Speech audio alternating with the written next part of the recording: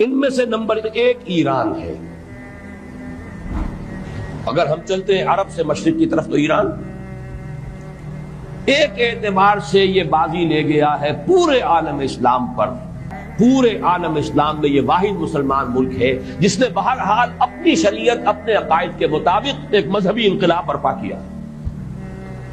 اور پورے عالم اسلام میں مذہبی سطح پر حکومت کی سطح پر فنڈامنٹلسٹ صرف ایک ملک ہے کہ اس پہلو سے ایران ان کا ٹارگٹ ہے، ٹارگٹ نمبر 1 ایک خاص اعتبار سے. ٹارگٹ نمبر 1 ایک دوسرے اعتبار سے ہم ہیں، وہ میں بعد میں عرض کروں گا.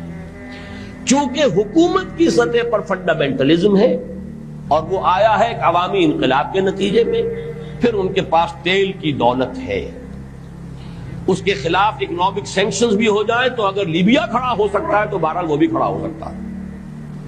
اور نقشہ وہ دنیا کو دکھا چکا ہے کہ لڑا دے ممولے کو شہباز، یہ نقشہ بھی اس نے دکھا دیا.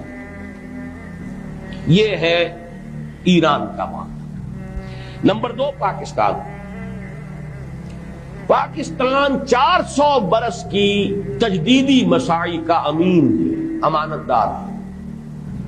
پورے ہندوستان میں مجدد الفسانی رحمت اللہ علیہ، شاہ ولی اللہ دہلوی رحمت اللہ علیہ، سید احمد بریلوی رحمت اللہ علیہ، ان کا جہاد.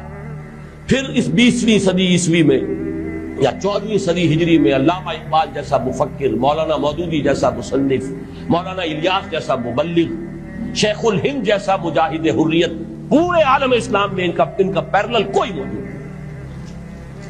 یہ 400 سال کی تاریخ ہے. اس کی امانت اور اس کے نتیجے میں یہاں کے مڈل کلاس میں فنڈامنٹلزم کا ایک نیوکلیس ہے. اگرچہ حکومت کی سطح پر کوئی پیش رفت نہیں ہو سکی آج تک، بلکہ اب تو پسپائی ہو رہی ہے، اب پیچھے ہٹ رہے ہیں. وہ ہمارے ان سیاسی جو بھی زعماء ہیں، جو جماعتیں ہیں، ان کی غلطی ہے اور الیکشن ہی کو واحد میدان بنا کر اس کے اندر اپنا سارا وقت و توانائیاں اور قوتیں ضائع کر دینا. یہ ہے در حقیقت جس کا کہ یہ صدا مل رہی ہے کہ اس اعتبار سے تو پسپائی کی طرف ہے معاملہ، کسی پیش رفت کی طرف نہیں ہے. لیکن باہر والے تو دیکھتے ہیں نا کہ اندر کیا کچھ مواد موجود ہے. اگر مڈل کلاس میں وہ فنڈامنٹلزم کا بارود موجود ہے تو کسی بھی وقت اس کے اندر جو ہے وہ کوئی دھماکہ ہو سکتا ہے. دوسری بات جو ان کے لیے ایک اعتبار سے ٹارگٹ نمبر 1 ہمیں بنا رہی ہے وہ ہمارا ایٹمک نو ہاؤ. پورے عالم اسلام میں اور کسی کے پاس نہیں. اسلامی بم اگر بنے گا تو یہی بنے گا.